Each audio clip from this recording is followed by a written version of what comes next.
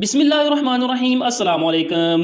आज हम बड़ा ही इंटरेस्टिंग टॉपिक डिस्कस करेंगे, लॉ ऑफ इंडिपेंडेंट असॉर्टमेंट। अब लॉ ऑफ सेग्रीगेशन में हम देख चुके हैं कि मेंडल ने मोनोहाइब्रिड और मोनोहाइब्रिड क्रॉस को स्टडी किया, जिसमें उसने पी प्लांट के जो 7 ट्रेड्स थे उनको सेपरेटली स्टडी किया, जैसा कि seed shape, seed colour, flower position, flower colour, plant height, pod shape, pod colour. अब मेंडल ने यह इरादा किया कि वो डाई हाइब्रिड यानी 2 ट्रेड्स को इकट्ठा स्टडी करे, तो उसने डाई हाइब्रिड और डाई हाइब्रिड क्रॉस को स्टडी किया। इसके लिए उसने जो 2 ट्रेड्स इकट्ठे, यानी जिस तरह उसने एक ट्रेड्स का ट्रू ब्रीड तैयार किया था ना, इस तरह उसने 2 ट्रेड्स का इकट्ठा ट्रू ब्रीड तैयार किया। इसके लिए ये सीड कलर और सीड शेप को इसने इकट्ठा लिया। यहाँ पे आपको राउंड येलो यानी इकट्ठा 2 ट्रेड्स इकट्ठे, राउंड येलो और रिंकल ग्रीन, इसके उसने ट्रू ब्रीड तैयार किए। तो ट्रू ब्रीड राउंड येलो का cross true breed wrinkle green के साथ करवाया, यानी ये पेरेंटल जनरेशन P1 जनरेशन। तो जब उसने P1 जनरेशन को क्रॉस करवा के F1 जनरेशन हासिल की, तो F1 के अंदर सारे के सारे राउंड येलो आए। अब ये कोई यानी ये जो रिजल्ट है कोई इतना अनएक्सपेक्टेड नहीं था, क्योंकि जब उसने सेपरेटली सीड शेप को स्टडी किया था तो राउंड और रिंकल में राउंड डोमिनेंट था और सीड कलर येलो और ग्रीन में येलो डोमिनेंट था। तो F1 के अंदर जब उसने मोनोहाइब्रिड क्रॉस करवाया था तो तब भी एक ट्रेट अपीयर हुआ था जो डोमिनेंट था। तो यहाँ पे वही राउंड येलो अपीयर हो गया, ये डोमिनेंट है, तो ये इतना अनएक्सपेक्टेड रिजल्ट नहीं है। तो जब उसने F1 को सेल्फ क्रॉस करवाया, यानी इसी F1 से फीमेल ली और इसी F1 से मेल लिए, सेल्फ क्रॉस करवाया, तो F2 के अंदर क्या था, यानी जब उसने मोनोहाइब्रिड क्रॉस स्टडी किया था तो F2 के अंदर दोनों पेरेंटल ट्रेट्स आ गए थे, उनकी रेशो 3:1 थी। लेकिन यहाँ पे F2 के अंदर क्या हुआ, 2 पेरेंटल ट्रेट्स के साथ 2 नए ट्रेट्स भी आ गए। अब पेरेंटल ट्रेट्स जो F2 में आने चाहिए थे वो क्या थे, राउंड येलो और रिंकल ग्रीन। तो इस F2 में राउंड येलो और रिंकल ग्रीन तो आए, लेकिन साथ 2 नए ट्रेट्स भी आ गए, राउंड ग्रीन और wrinkle yellow.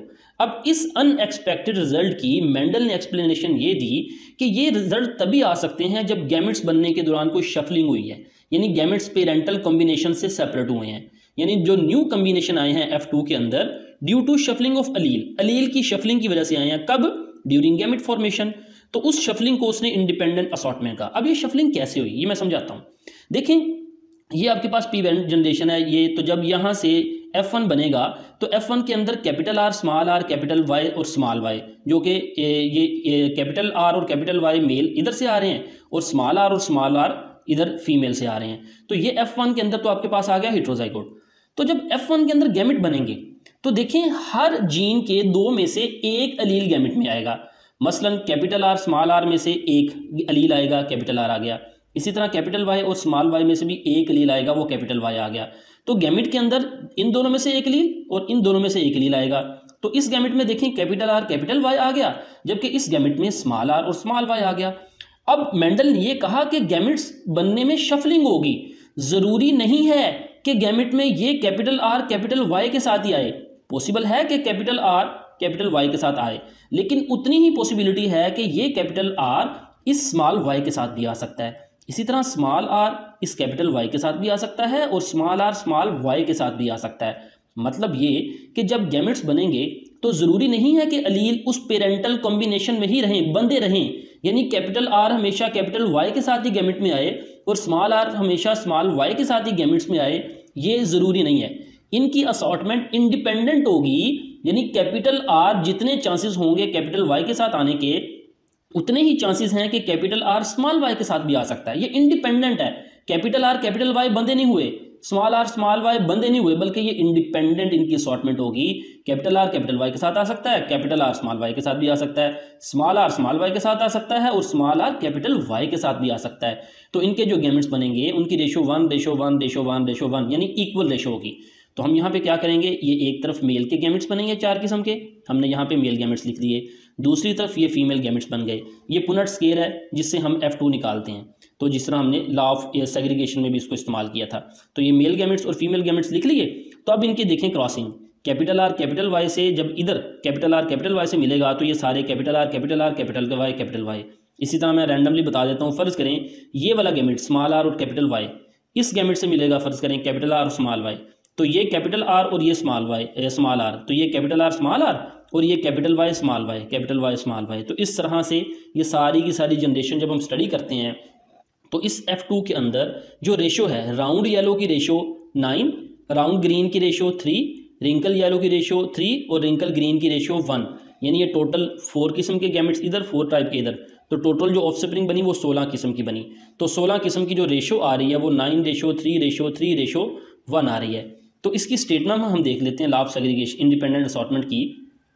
When two contrasting pair of traits are followed in the same cross, यानी जब दो डिफरेंट ट्रेड्स को एक ही क्रॉस में स्टडी करेंगे, जैसा कि दो डिफरेंट ट्रेड्स सीड शेप और सीड कलर को हम स्टडी कर रहे हैं, और होगा क्या, दो डिफरेंट ट्रेड्स हैं और वो कंट्रास्टिंग है, यानी हर ट्रेड की दो फॉर्म है, सीड शेप की दो फॉर्म है राउंड और रिंकल, और सीड कलर की दो फॉर्म है येलो और ग्रीन। तो इसका मतलब है दो कंट्रास्टिंग ट्रेड्स एक ही क्रॉस में होंगे। Their alleles assort independently into gametes, तो गैमेट्स में उनके अलील्स इंडिपेंडेंटली असॉर्ट होंगे, जैसा कि मैंने बता दिया। तो distribution of alleles of one trait has no influence on the distribution of alleles of other traits, यानी एक ट्रेड्स की जो अलील गैमेट्स में डिस्ट्रीब्यूट होंगे उनका दूसरे ट्रेड्स के गैमेट्स में डिस्ट्रीब्यूशन होने से कोई इफेक्ट नहीं है। तो सो चांस ऑफ राउंड और wrinkle is independent of being yellow और ग्रीन, यानी राउंड येलो के साथ बंधा नहीं हुआ है, राउंड के साथ येलो और ग्रीन के चांस इंडिपेंडेंट है। इसी तरह रिंकल ग्रीन के साथ बंधा नहीं है, रिंकल के साथ येलो और ग्रीन होने के चांस इंडिपेंडेंट है। नेक्स्ट देखते हैं, probability is the chance of an event to occur, यानी प्रोबेबिलिटी कहते हैं किसी भी इवेंट के होने का चांस। जैसा कि ये सीड शेप का क्रॉस एक अलहदा इवेंट है, सीड कलर का क्रॉस एक अलहदा इवेंट है। तो हम मोनोहाइब्रिड क्रॉस में देख चुके हैं, सीड शेप में जब राउंड और रिंकल को क्रॉस करवाते हैं तो F1 के अंदर सारे के सारे राउंड आते हैं, जब F1 को सेल्फ क्रॉस करवाते हैं तो F2 के अंदर 4 में से 3 राउंड आते हैं, यानी 3/4, जबकि 4 में से 1 रिंकल आता है, 75% राउंड और 25% रिंकल।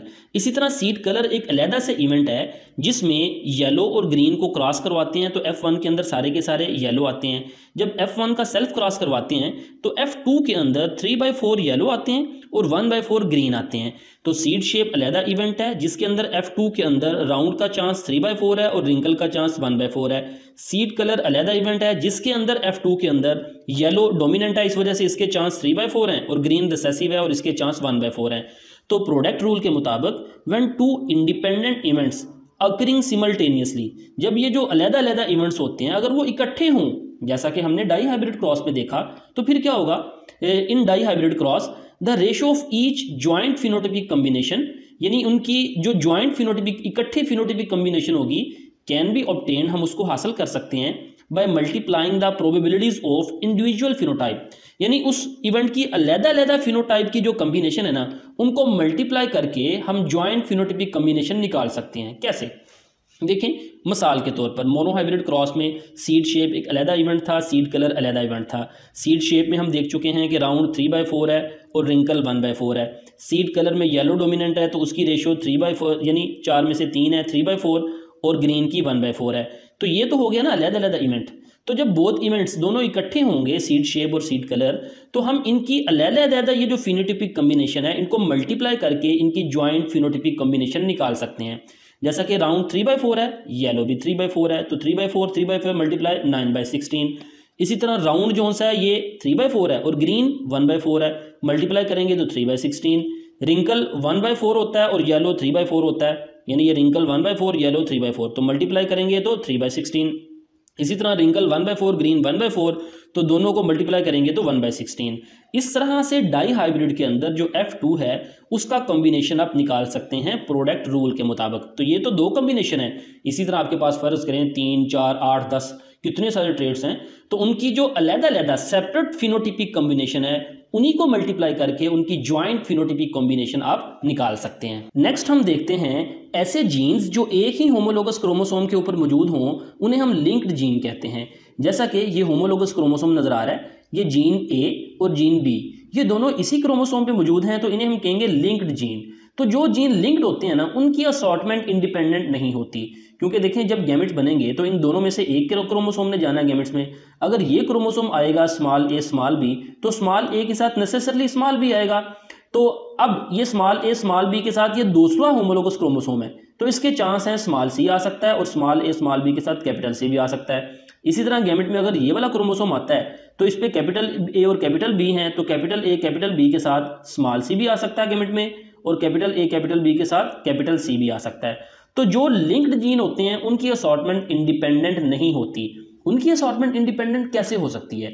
वो हो सकती है क्रॉसिंग ओवर के जरिए। क्रॉसिंग ओवर वो प्रोसेस है जिसमें मियोसिस के दौरान ये होमोलोगस क्रोमोसोम अपने हिस्सों का तबादला करते हैं, अपने सेगमेंट्स का एक्सचेंज करते हैं, जिसकी वजह से ये कैपिटल बी वाला हिस्सा इधर चला जाता है, स्मॉल बी वाला इधर चला जाता है। तब क्रॉसिंग ओवर की वजह से इंडिपेंडेंट असॉर्टमेंट हो सकती है। तो मेंडल ने जो ट्रेट स्टडी किए थे ना, पी प्लांट में टोटल 14 क्रोमोसोम है और वो 7 होमोलोगस पेयर की शक्ल में है। तो वो जो मेंडल ने 7 ट्रेट स्टडी किए थे ना, वो सारे के सारे सेपरेट क्रोमोसोम पे नहीं थे। वो मसलन क्रोमोसोम नंबर 1 के ऊपर 2 ट्रेट्स थे, क्रोमोसोम नंबर 4 पे 3 ट्रेट्स थे, 5 पे 1 था और 7 पे 1 था। मेंडल इन लिंक्ड जीन के बारे में कुछ नहीं जानता था। वो लकी था, वो इस हवाले से लकी था कि उसने डाई हाइब्रिड क्रॉस के अंदर जितने भी ट्रेट्स स्टडी किए, या तो वो सेपरेट सेपरेट क्रोमोसोम के ऊपर थे, या उनके लोकस एक दूसरे से इतने दूर थे कि मियोसिस के दौरान क्रॉसिंग ओवर की वजह से, यानी सेगमेंट्स के एक्सचेंज होने की वजह से यूं लगता था जैसे कि उनकी असॉर्टमेंट इंडिपेंडेंट हो रही है। तो इस वजह से मेंडल को ये रिजल्ट हासिल हो गए। अगर मेंडल यानी इनके बारे में कोई ऐसे ट्रेट्स ले लेता जो बिल्कुल लिंक्ड होते तो मेंडल को ये रिजल्ट ना मिलते। तो जहां चाह वहां राह। तो मेंडल लकी था इस हवाले से कि उसी के हिस्से में, उसी की किस्मत में ये डिस्कवरी लिखी थी और उसने इस चीज़ को डिस्कवर कर लिया। जैसा कि यहाँ पे देखें, ये जो 2 ट्रेड्स हम स्टडी करके हटे हैं, अगर फ़र्ज़ करें वो सीड शेप और सीड कलर एक ही जीन पे होते हैं तो फिर तो इकट्ठे जाने थे, तो मेंडल को इंडिपेंडेंट असॉर्टमेंट का रिजल्ट मिलना ही नहीं था। तो क्या था, ये दोनों अलहदा थे। सीड कलर क्रोमोसोम नंबर 1 पे है, सीड शेप क्रोमोसोम नंबर 7 पे, तो या तो अलहदा होंगे या फिर उनकी क्रॉसिंग ओवर होगी। तो ये था आज का लेक्चर। फीडबैक ज़रूर दीजिएगा, उम्मीद आपको समझ आई होगी। मिलते हैं नेक्स्ट लेक्चर के साथ। अस्सलामु अलैकुम वरहमतुल्लाहि वबरकातुहू।